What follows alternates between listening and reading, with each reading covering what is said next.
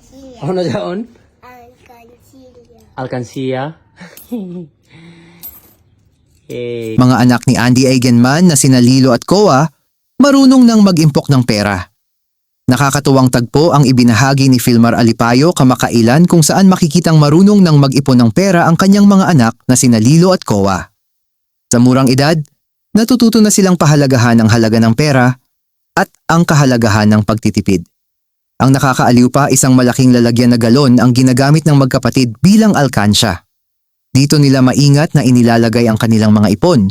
Kapansin-pansin ang kasiyahan at excitement nila sa bawat barya o papel na kanilang naitabi. Kitang-kita kung paano tinuturuan ni na Andy at Filmar Alipayo ang kanilang mga anak ng mga mahahalagang aral sa buhay, tulad ng disiplina, pagiging responsable, at pag-iimpok para sa hinaharap. Isang simpleng tagpo pero napaka-inspiring, lalo na't sa panahong ito ay mahalagang ituro sa mga bata ang tamang paghawak sa pera habang maaga pa. The money. I finished my money. coin. So here, there's more.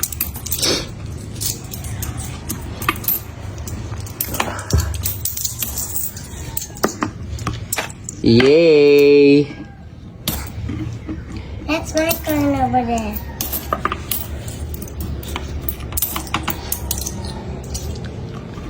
Hila dyan on savings. That's your savings? Go, Baba. I'm finished. Yay! Done! Tomorrow again or next day, okay? Okay. Mhm. Hey. Go get the book.